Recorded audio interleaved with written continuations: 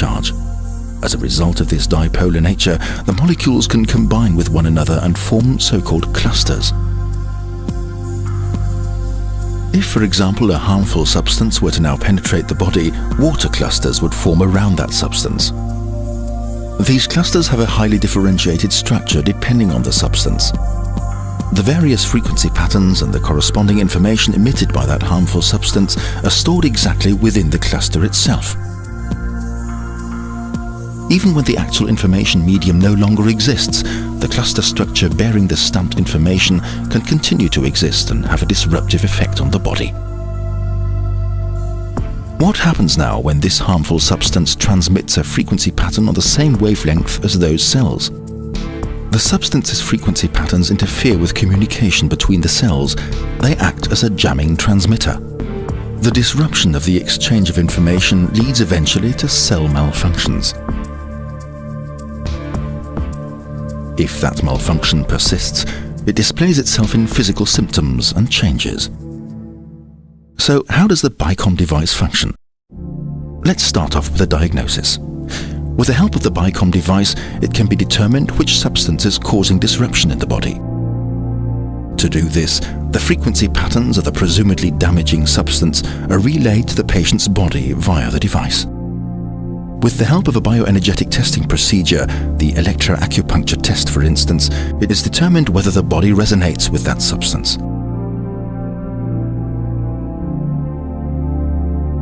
In terms of the therapy, the following now occurs. The patient lays their hand on a metal plate, the so-called input electrode. Frequency patterns from the body are picked up by this electrode and relayed to the BICOM device via a cable. What is being dealt with here are both interference frequency patterns and physiological or healthy frequency patterns. By means of special electronics, the interference frequency patterns are separated from the healthy frequency patterns inside the device. The interference frequencies are inverted. The physiological, in other words healthy frequencies, are reinforced. These therapy frequency patterns are relayed into a so-called modulation mat lying flat against the patient's body. This mat contains a flat coil.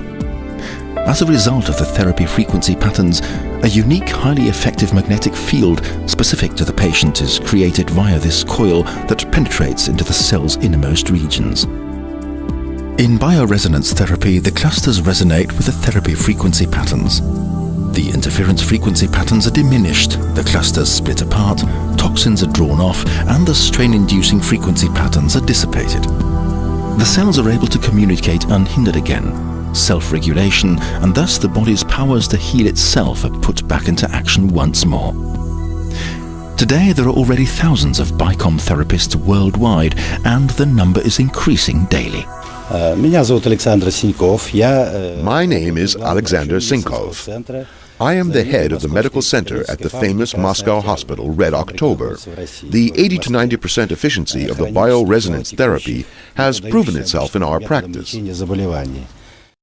And within 2 hours, she felt her forearm and her toes and could move everything. And she told me on the plane on the way back to Canada that she just burst into tears. She couldn't believe what was happening. Yeah, it was a wonderful story. And it was a giveaway session. Very well put together, you know, they're very easy to learn, and there's a tremendous amount, there's a wealth of information available, like I'd say probably 20 years of clinical experience that is available. The BICOM machine is the workhorse of the clinic. In the main, the success that I have is with gut problems, with irritable bowel syndrome, as well as with Crohn's disease, which is a very chronic disease. We had a really bad case of cortisone withdrawal with lots and lots of food allergies, and then started the therapy. I made a video of that patient and showed it to my general practitioner. He said, "You won't be able to do it. As bad as she looks, you'll never do it. She'll retire and she won't get healthy again either." That was a while ago. Andrea visited me in 1994. She is absolutely healthy, working, got pregnant, and has no neurodermatitis at all. Can eat and drink anything she wants, participates in sports, does anything she wants. That was my worst case. What is meanwhile a good 9 years ago, I went through a transformation from an almost bitter opponent of holistic medicine to becoming a faithful supporter. In other words, what happened with me was a kind of transformation from Saul to Paul.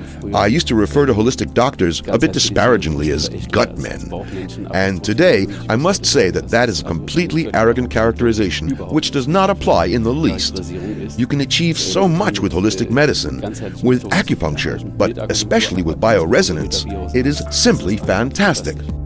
And utilize the machine in our dental practice primarily for excising amalgam, and then also for post-treatment following extractions or as an accompaniment to periodontal therapy.